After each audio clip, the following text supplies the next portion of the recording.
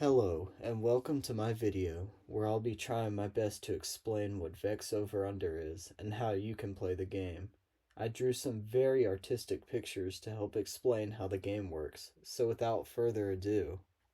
VEX is a company that makes a game every year that people around the world design robots for.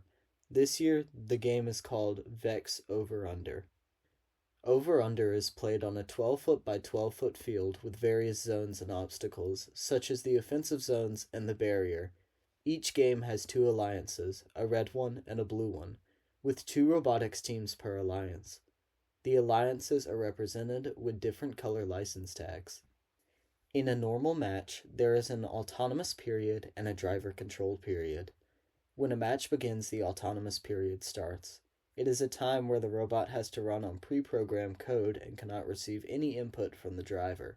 It lasts for 15 seconds before the match switches to the driver control part of the match.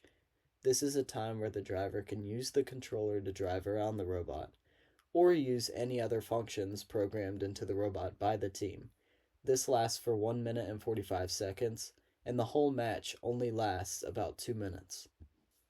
In the standard version of the game, the field is laid out to where each team has an alliance offensive zone, separated by a barrier in the middle.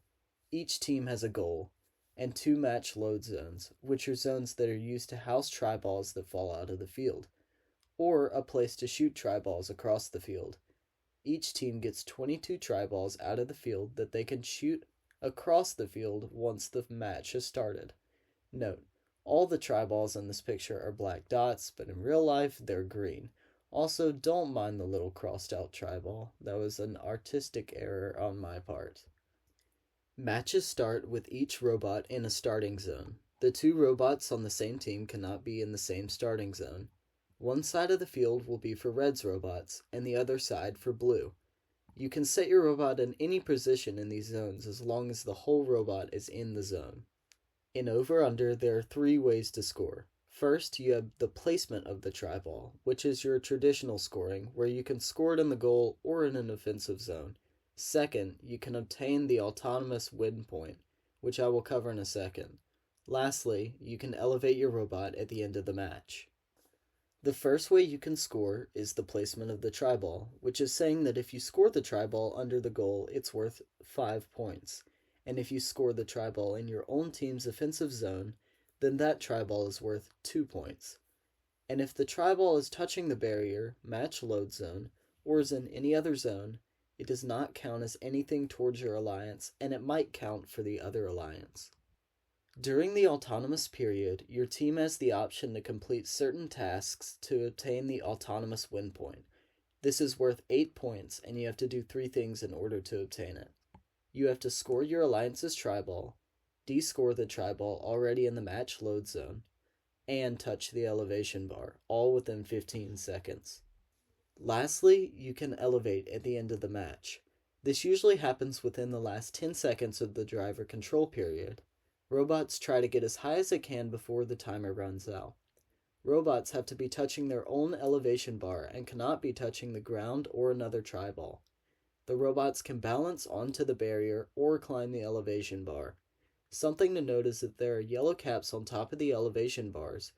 If your robot is touching these caps at the end of the driver control period, then it is disqualified from elevating. Points for elevating are determined by the placement of your robot compared to other robots.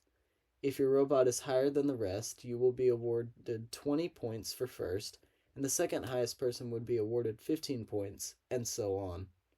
There are a few other rules that you can find in the manual. I won't cover them all because there are so many, but here are a few. You can only shoot triballs across the field when your robot is either touching or is in the match load zone. You can also only be in possession of one triball at a time. This means that you cannot hold a triball while carrying another triball inside your robot. You can only descore or take the other alliance's triballs out of the goal if both of your opponents are double zoned, which means that both of the alliance team members are on the same side of the barrier. There are plenty of rules and conditions in the game manual, but these are just a few. If you have any questions about the game or want to learn more, you can check out the VEX game manual. This is a pretty detailed description of the game, but there are a lot of things that I just couldn't explain in this video because it would take too long. Anyways, that's it.